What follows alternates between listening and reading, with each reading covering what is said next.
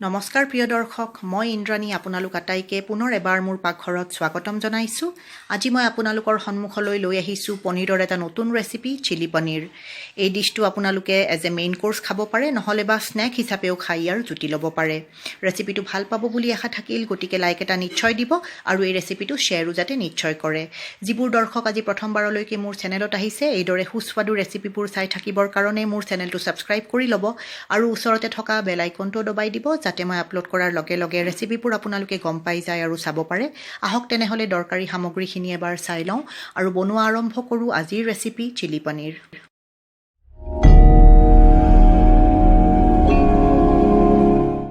প্ৰিয় দৰ্শক, চিলি পনীৰ বনাবৰ কাৰণে প্ৰথমতে তৰকাৰীৰ যোগাৰখিনি কৰি লওঁ। মই এয়া কেপচিকাম লৈ লৈছোঁ। কেপচিকামৰ ওপৰৰ পৰা ভিতৰৰ ফালটো ওলাই দিছোঁ কাটি পেলাই অকণমান, আৰু এইদৰে দীঘল দীঘলকৈ টুকুৰা কৰি এইদৰে মন পচন্দৰ আকাৰত চাৰিকোণীয়া হিচাপে কাটি ৰেডি কৰি লৈছোঁ। মই দুটা কেপচিকাম লৈছোঁ ডাঙৰ ডাঙৰ, আৰু এইদৰে টুকুৰাবোৰ কাটি ৰেডি কৰি ৰাখিছোঁ। এয়া চাওক,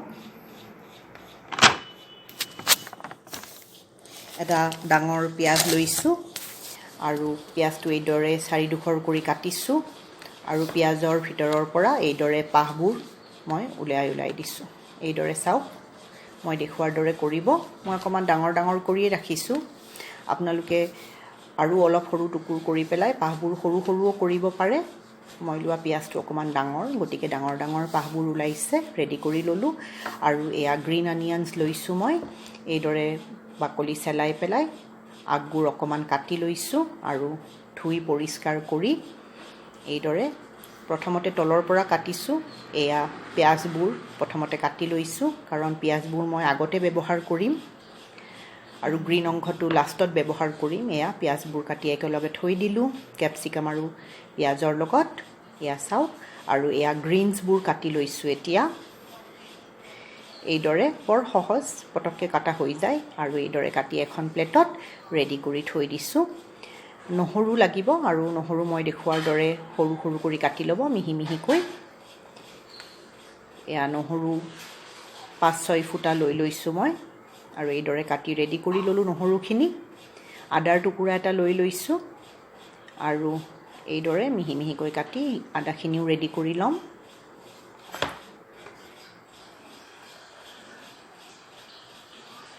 এয়া চাওক, আদাখিনিও মিহি মিহিকৈ কাটি মই ৰেডি কৰি ল'লোঁ। তৰকাৰীৰ যোগাৰখিনি কৰি ল'লোঁ, আৰু এয়া পনীৰখিনিও মই এইদৰে চাৰিকোণীয়া আকাৰত সৰু সৰুকৈ কাটি ৰেডি কৰি ৰাখি দিলোঁ। এতিয়া এটা মিক্সিং বাউলত মই কৰ্ণফ্ল'ৰ লৈছোঁ। টেবুল স্পুনেৰে মই 3 চামুচ কৰ্ণফ্ল'ৰ লৈছোঁ, আৰু অলপ অলপ পানী দি পেলাই কৰ্ণফ্ল'ৰখিনিৰ এটা বেটাৰ বনাই ল'ম। অলপ গোটা লাগিব বেটাৰটো, বেছি পাতল হ'লে ভাল নহ'ব, কাৰণ পনীৰৰ টুকুৰাবোৰ ইয়াতে ডুবাই দিম। এয়া চাওক, ৰানিং হৈছে বেটাৰটো, তাতে অকণমান নিমখ দিছোঁ এচিকুট, ভালদৰে মিলাই দিছোঁ। এতিয়া পনীৰৰ টুকুৰাবোৰতো নিমখ দি দিছোঁ, আৰু এয়া জালুকৰ গুড়ি এয়া ছটিয়াই দিছোঁ, আৰু হাতেৰে ভালদৰে মিলাই এইখিনি ৰেডি কৰি থ'ম। এইদৰে মিলাই থৈ ৰেডি কৰি ৰাখিলোঁ। এতিয়া এটা পেনত 6-7 টেবুল স্পুন তেল, ৰিফাইণ্ড অইল গৰম কৰিব দিলোঁ। পনীৰৰ 4-5 পিচ এইদৰে টুকুৰা ইয়াতে দি দিছোঁ। কৰ্ণফ্ল'ৰ লগাই দিম।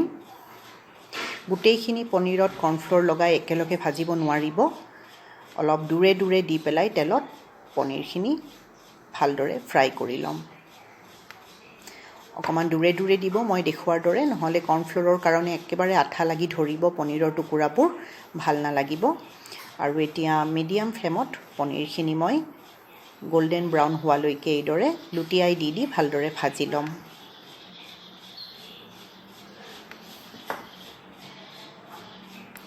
এয়া চাওক, এতিয়া এখন প্লেটত মই পেপাৰ নেপকিন থৈ ৰেডি কৰি ৰাখিছোঁ।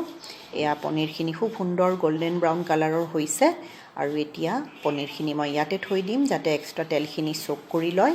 এইদৰে মই গোটেইখিনি পনীৰ ভাজি ৰেডি কৰি ৰাখি দিলোঁ। এতিয়া কেৰাহীত তেল মই কমাই দিলোঁ।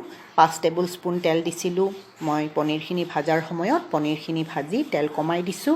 এতিয়া 2 টেবুল স্পুন তেলখিনি যিহেতু গৰমে হৈ আছিল, আদা আৰু নহৰুখিনি দি ভালদৰে ভাজি ল'লোঁ। এতিয়া গ্ৰীণ অনিয়নৰ পাৰ্টখিনি দি দিছোঁ।